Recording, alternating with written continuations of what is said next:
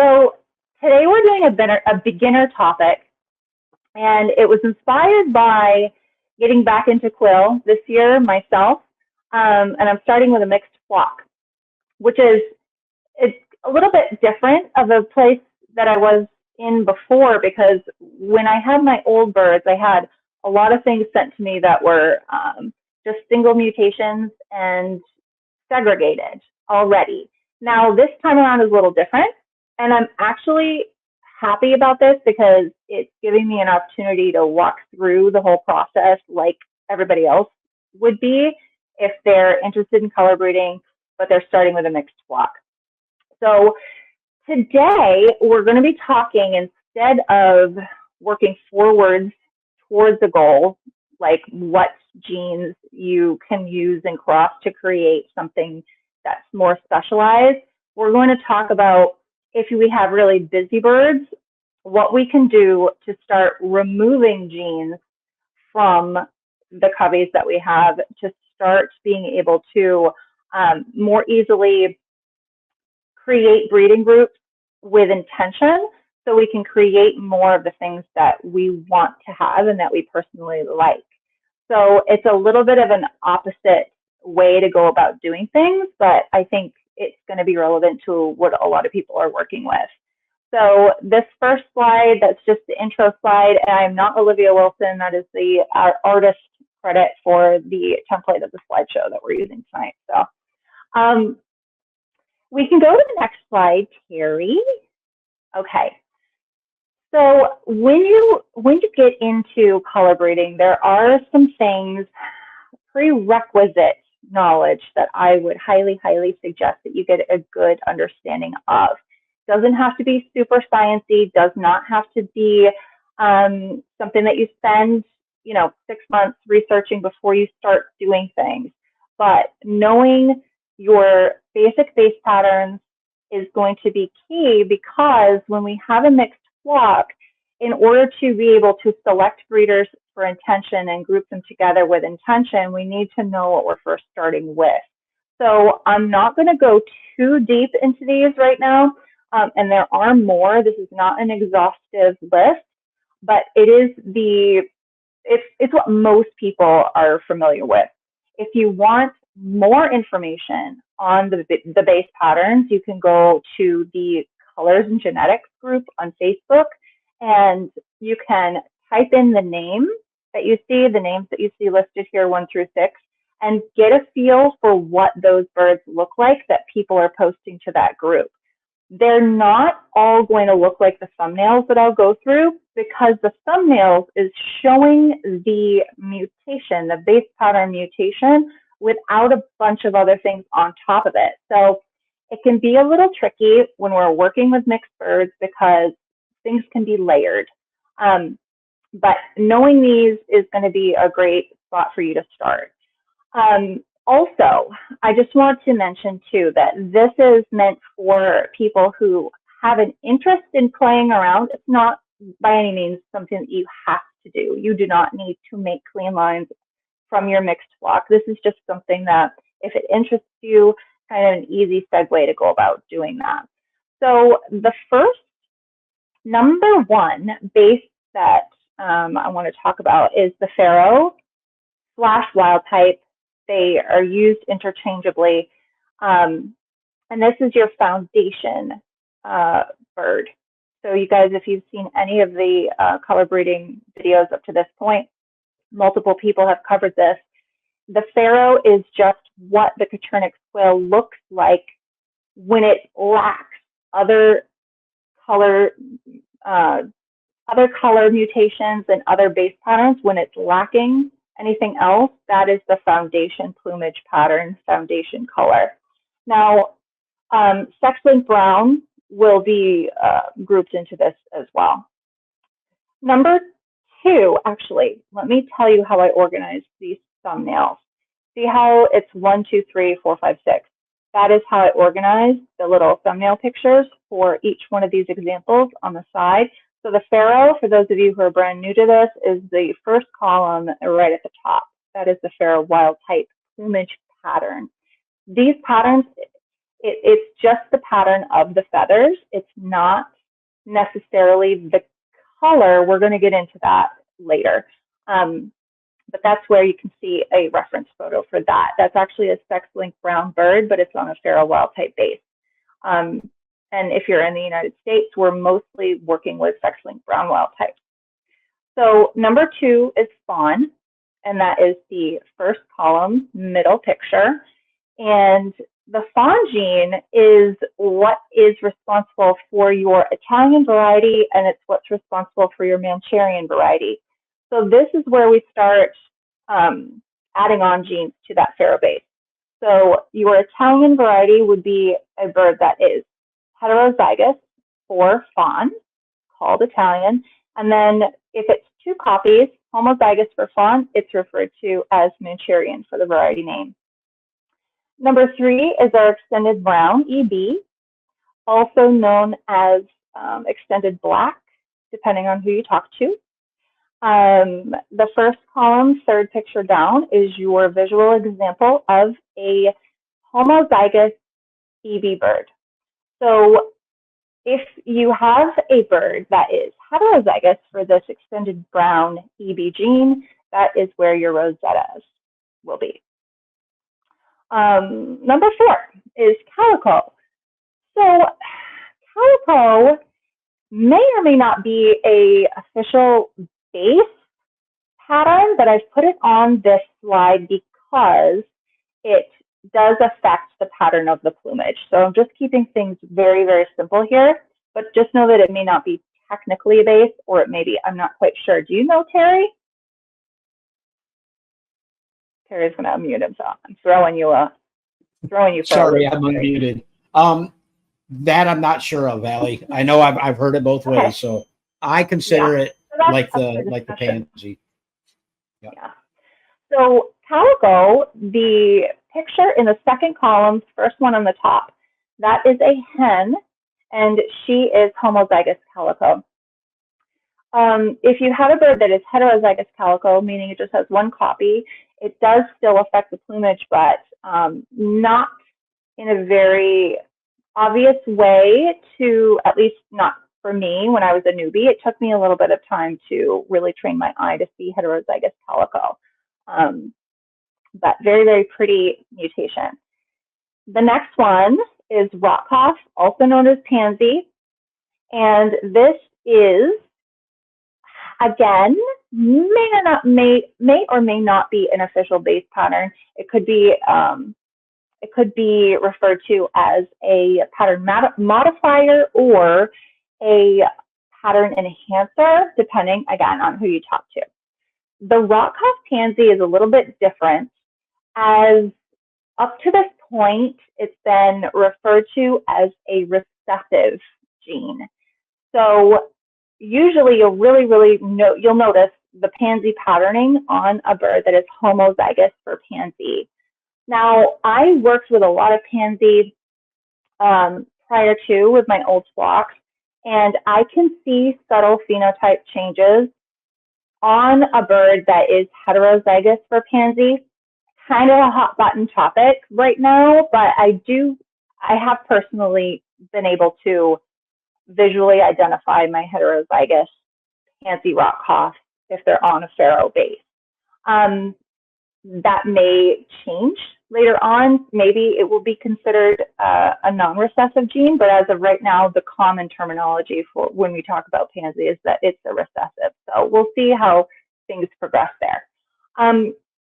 And then number 6 is sparkly. Again, maybe not a base pattern. It could be, more technically be that pattern modifier or pattern enhancer, but visually it does a lot to the phenotype of a bird. And when I say phenotype, I mean the outward appearance of how the plumage looks. So with sparkly, they can create a very different look if they're in heterozygous form versus when they're in homozygous form. So those are very interesting to work with, and you'll get a lot of really cool birds if you work with sparkly. So I did put a little note on the bottom here of the slide that I wanted to remember to say, but I can't remember what it said. So that birds that are heterozygous and homozygous for these mutations visually differ and may have additional names that specify the variety. Okay? If you guys have questions about that, let me know. We can go to the next slide, please, and thank you. Okay. Again, a bit of a prerequisite homework for you guys who are interested is identifying your diluter genes, being able to visually see dilute and have an idea of what you may be working with the birds within your mixed flock. So going through these kind of quickly. Number one is C. Again, the pictures are organized in the same way. That is a photo of C on heterozygous sparkly fawn. Number two dilute is Rue. Rue is our sex-linked recessive dilute. The example of that is an Egyptian hen over in that first column, second down. Number three is blue, and that thumbnail is a blue fawn. So it's heterozygous for the blue dilute, and it's on a fawn base. Number four is cinnamon. Cinnamon was something that actually popped up on me unexpectedly a few years ago. So I was able to get a photo of it. That cinnamon is on an EB base with with heterozygous dotted white, but it's also a sex-linked recessive gene, so it acts similarly to Rue. Number five is silver / Andalusian.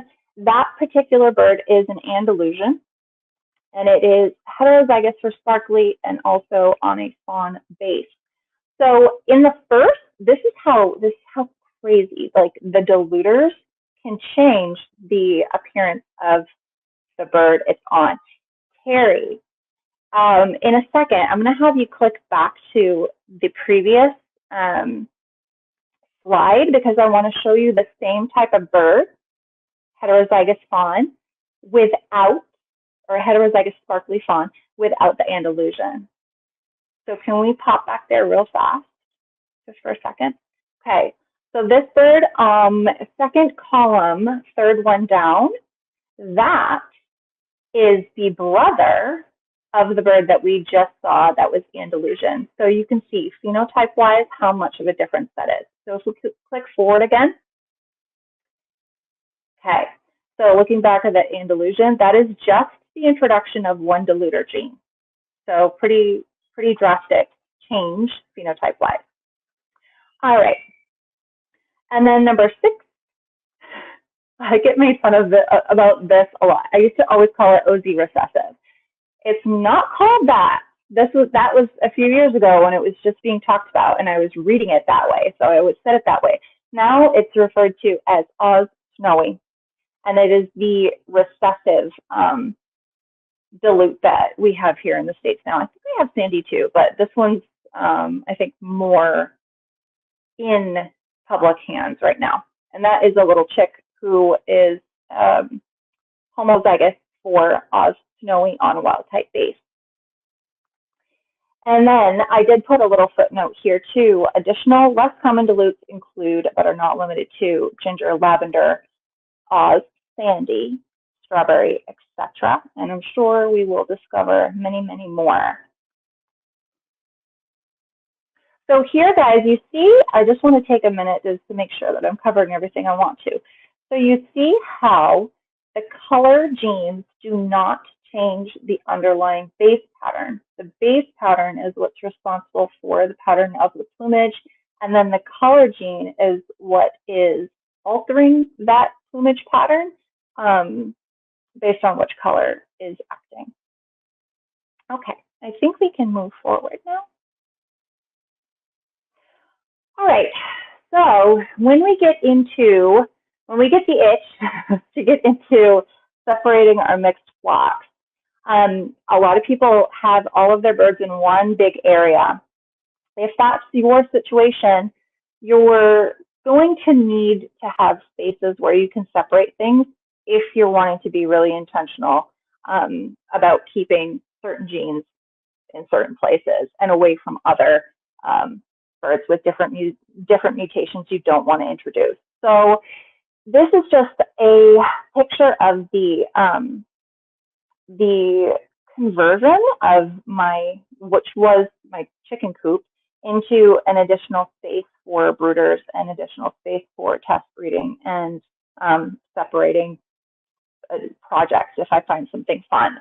So I highly, highly suggest that you get something like this before you start really thinking about having a project. Because the last thing that you want to do is, try to use bands and they fall off, and, it can be a little tricky if you're working in something that's like an aviary style setup. This is not my entire setup. This is just the new addition. I have about 15 breeder hutches outside as well, and an additional shed too. But the more you have, the more you fill, right, Terry?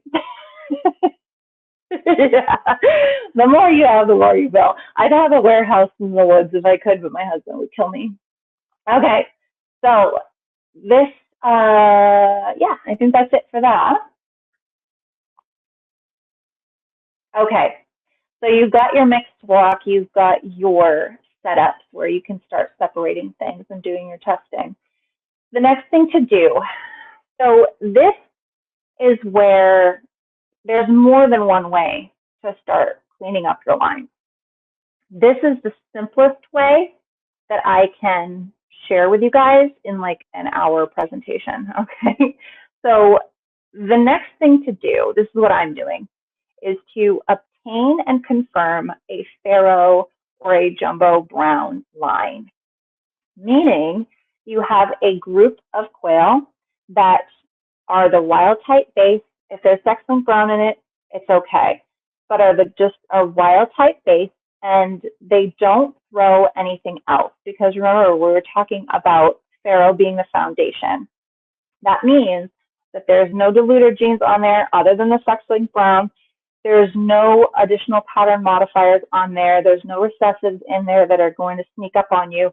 So what that means is that when you pair one of these birds, clean slate, when you pair it with something that's a busy bird, you're not going to be accidentally introducing yet another gene to the mix that you're going to have to work out later on. So obtaining and confirming your Pharaoh browns. Little story, because we're going to be here for a while, aren't we? When I got my line, and this is a common thing, when I got my line, I hatched out 50 jumbo brown birds, and 2, just for an example, hatched out Egyptian. That's a common thing. Another common thing is you may find that there's dotted white hiding a little bit here and there, so that's why the confirmation part is so important. If you notice something that is within that line, you want to work that out first. So in the spring, I already know that the breeder that I got my birds from, the reason why there are 2 chicks that hatched out that were roux is because one of those breeder birds was a roux carrier. So the male likely was a roux carrier. So phenotype-wise, in that breeder group, they all looked like jumbo browns, but that one little recessive roux gene was somewhere within those males, and that male happened to just pass it on to 2 of those daughters that I happened to hatch out. So in my mind, if I hatched out 2 daughters, there's probably going to be a couple boys in that mix too, who are also roux carriers. So I'll be doing testing in the spring to make sure that I can identify where those roux carriers are, and I won't use those for this specific job. I think that's all I wanted to add for this one. If you guys have questions, again, ask in the comments. And you want to I started out with a good amount of them. They're helpful when you have a rooster. That's really interesting. You can give hens, like extra brown hens and things like that, and you're not introducing anything extra to the mix. So this is the part where I have 5 slides. And they're very basic examples of what it might look like when you start introducing your pharaohs to your mixed flock with the goal of starting to remove or simplify the amount of genes that you're working with, okay? Everybody's scenarios are going to be completely different. Your birds are going to differ from my birds, and there are going to be things that are very, very unique to your experience. So these slides are not like a specific map of what you're going to get if you have a bird that looks like the first one there, what you're going to get if you pass it or if you cross it to Pharaoh. It's just hopefully giving you guys a visual of the kind of layers that we can run into. I like to think of like the color genes when they're on top of each other on a single bird as like layers. When we're introducing Pharaoh, there's no layers there, and what happens is you have your busy bird, you have a Pharaoh. When you cross those and you have babies, the babies are only going to grab a couple things from that busy bird, so you can start to work out those genes. So in this example, we're starting with a homozygous dotted white. So I did not go through, or I didn't add the dotted white to the base patterns. That's because I consider it to be a white gene, and it's more of like a gene that, this isn't technical because it doesn't work this way in the genetics world, but I see the white gene as like an overlay. So the homozygous dotted white in this picture is a base pattern with two copies of white over it. So it's like one blanket on it of white and then a second blanket on it of white. And you can see in those little areas that don't have white, there is a base pattern under there. So every homozygous dotted white is not going to throw the same thing. It's going to depend entirely on what's hiding underneath that white. So in this example, something that you could get is a Rosetta tuxedo. So if we cross our homozygous dotted white to Pharaoh and get a Rosetta tuxedo, we know that that homozygous dotted white mutation, that base pattern underneath that white is a Tibetan. So we can make a note of that by just observing the babies. And we know that because Tibetan and Pharaoh crossed together is Rosetta. Okay, it's heterozygous for the EB gene, and it's also heterozygous for the dotted white gene. Now, that tuxedo patterning is actually in alignment with a question we got on Facebook in your group, Terry. Someone asked, like, why they were trying to make tuxedos, and they were asking why the wild type popped out with just like the white wingtip versus the dark Tibetan-based birds, and the Rosetta birds came out with that like tuxedo patterning. When we have heterozygous dotted white on a bird, it does visually present differently on each one, but generally when they're on a wild type, it affects less of the bird. So you might have a single, chin patch that's white, or a single dot on the chest, or the wingtips if it's on a wild base. The EB base really holds that tuxedo patterning better than a wild type does. So that's just a side note, but found it to be a good question on Facebook. Okay, so if we have a Rosetta tuxedo. Aly. Oh, yeah. Quick question. When you see on a Pharaoh, you know how they have the white chin strap? Does that tell you anything about them carrying dotted white or no? The white chin strap. You know how you always see the white underneath the... Yeah. I would be more inclined to say that that bird doesn't have sex-linked brown or is homozygous if it's a male for sex-linked Pharaoh. White. I would say it's dotted white if it's really, really, really white. But I don't know. This is why I'm a test breed. Because if you bred that bird with a white chin strap to a Pharaoh or to even like a Tibetan, and it actually throws tuxedos in there for your babies, then you know it's dotted white. But a lot of the time, this is why it's tricky. A lot of the time, especially now, because we have so many color mutations, it's harder to be able to just visually identify. Much harder than it was 3 years ago, because there's so many things that are in there now that we don't, may not know everything about. But did that answer your question? Yeah, I ramble. Sorry, guys. Okay. All right. So having our Pharaoh, let's do another cross. If we cross our Pharaoh to our Rosetta tuxedo, we can get, this is not every situation, but we can get something pop out like the Rosetta that you see in the middle. Okay. In that situation, that baby did not grab that heterozygous dotted white from the parent, but it did grab the heterozygous EB. So it popped out a Rosetta. So this is a way, if you guys can see, like the progression working backwards in this scenario, it popped out a bird that would be a really good choice to use if you had a goal. Let's say that you had a goal that you wanted clean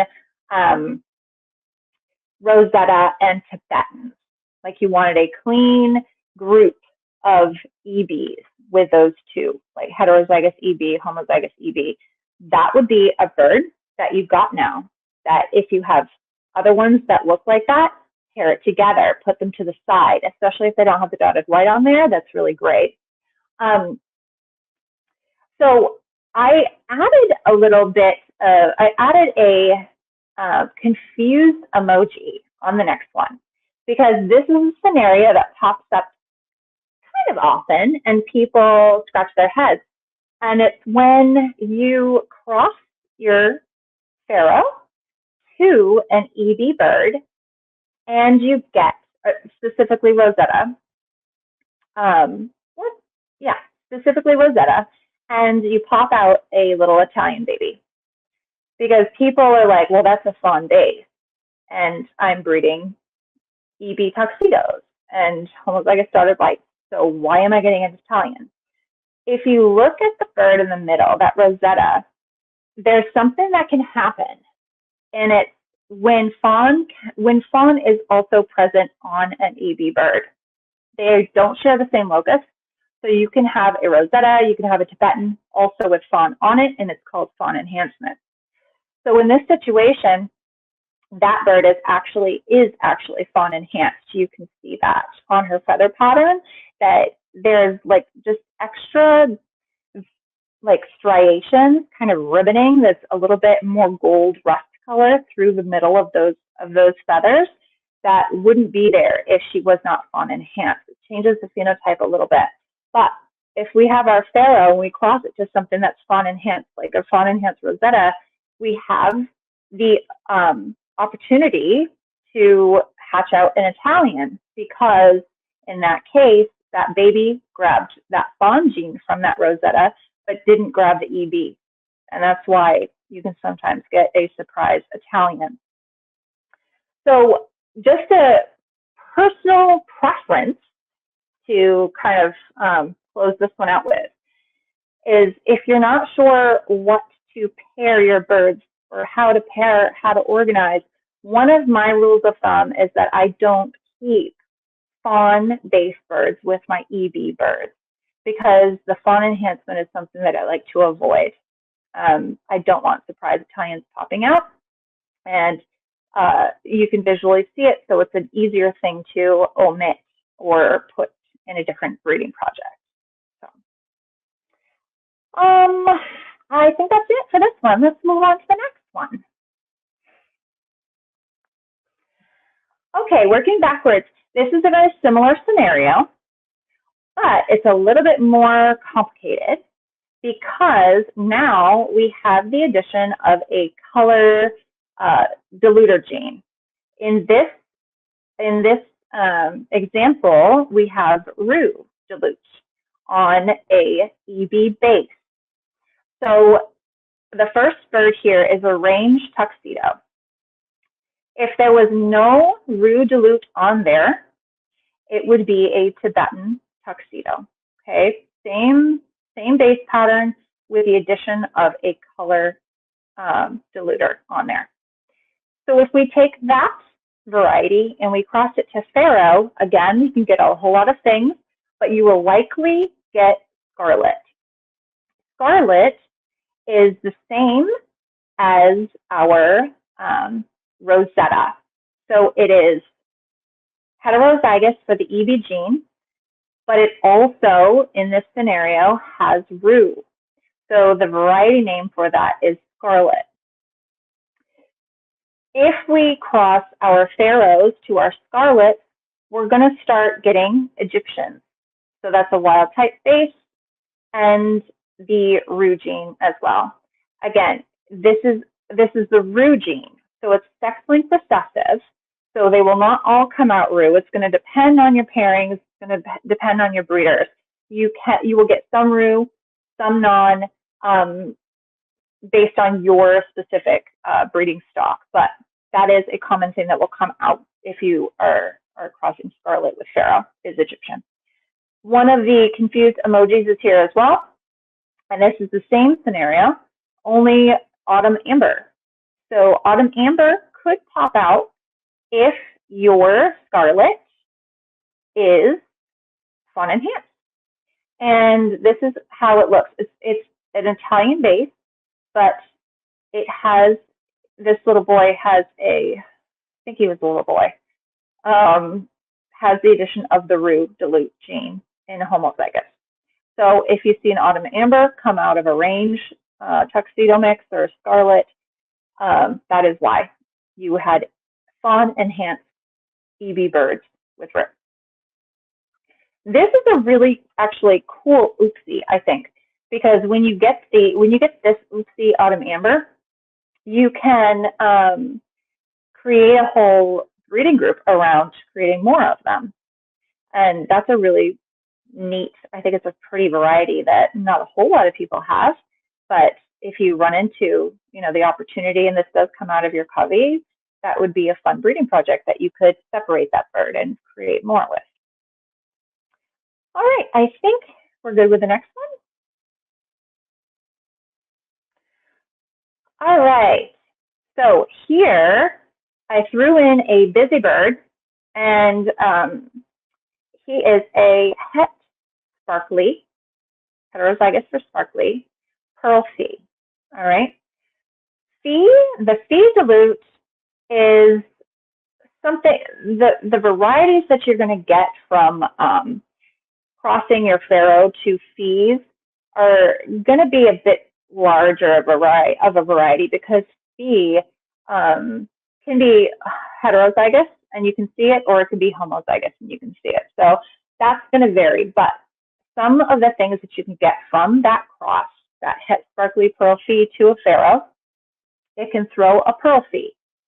It can throw Italian if that original het fee or het sparkly pearl fee was only heterozygous for fee. It can throw an Italian. And it can also, if it is a Italian pearl fee that you're starting with and you cross to Pharaoh, it can also throw fab fee because that is a wild type base. It just, that baby didn't grab that fawn gene. So a whole lot can come from this cross because there's, again, on that original bird, you've got the sparkly, you've got the fawn, and you've got the pearl fee, the pearl, which is the fee gene, and it can be either one copy or two copies. So this is just an example of how many things can come out of just one bird. Pearl fee and fab fee are common and Italian's common too, but those are really popular varieties. So if you do have things like that come out of a group, those would be really good beginner color projects for those of you who are interested too. Nothing hides there. All right, I think we can go to the next one. Heterozygous sparkly fawn and het and Dilution. So again, a busy bird. We crossed him with Pharaoh, and we can get a het sparkly het fawn. So the same type of bird that the original one is, without the diluter gene on there. That would be a nice thing to put aside. So you can have a clean sparkly one. There's also here, you can remove the sparkly. So if you have a heterozygous sparkly bird or a homozygous sparkly bird and you're crossed into Pharaoh, you may just like the color of that. In this case, you may just want Andalusian. You may want Andalusian on a wild type and have that as your breeding project. So crossing to Pharaoh to your original. Once you get a bird that does not have the sparkly on there, that's where I would stop with that and then recreate more without the sparkly gene. Here is an example of a little surprise though. So on this het Andalusian wild type right in the center, this actually has, Andalusian has white primary feathers, but this little guy is actually a tuxedo. So the reason for that is some of these base patterns and the diluter genes, when they're layered on top of each other, especially the light colored dilutes, it can be tricky to notice that a bird has dotted white. Again, it can be just a little tiny spot, but especially with sparkly on something like an Andalusian or pearls, even where there's a lot of light colors there, you can miss it. So in this example, I just wanted to show you something that could happen is you could pop out something like a tuxedo that was unexpected. And that would just give you more information about your original breeder. You would know that one of those original breeders is heterozygous for dotted white. You can choose to omit that from further breeding projects if you want to. So just keep your eye out for the little surprise tuxedos. Also, crossing Pharaoh to this original bird, you can get babies that don't have the single dilute and they don't grab the single sparkly gene either. And then, but they do grab fawn, so you can just end up with something like a plain Italian as well. So hopefully this is giving you guys like a visual of like, if you want an Italian, clean Italian line, but you don't have Italians, but you have that fawn base, it doesn't matter if there's a whole lot of other things on top of it. If you can visually identify that fawn base and you have your Pharaoh to put it with, you can work out the extra stuff to eventually get to something simple like an Italian line or Manchurian. Okay, I think we can go on to the next one. This is the last slide that's like this. So thank you guys for sticking with me. This one is a common scenario that I get questions on, and it is a little bit trickier of a thing to walk you through, but this is an example of working backwards like we've been doing and then working forwards. So sometimes we will have a mutation that we really like, but we might have other things on it that we need to remove first, but we want to get that original like base pattern back. So in this scenario, we're working with rock-cough pansy. So it's common, it has been common for me to hatch out rock-cough pansies that are C or that have other dilutes on them, but specifically Phi. And I think a lot of people end up with these in their mixed groups as well. So our starter bird is homozygous rock-cough pansy Phi, and our goal project is to have a clean rock-cough line without fawn and without any kind of Phi on there. So again, using your clean Pharaoh, you can put that to your homozygous rock cough pansy Phi. Okay, it's a mouthful. And then you can start hatching out carriers, pansy carriers, and you're going to see, because it's recessive, we think it's recessive, you're going to see the wild type base underneath. So crossing your Pharaoh to the original bird, you're going to end up with something that visually looks Fab Phi.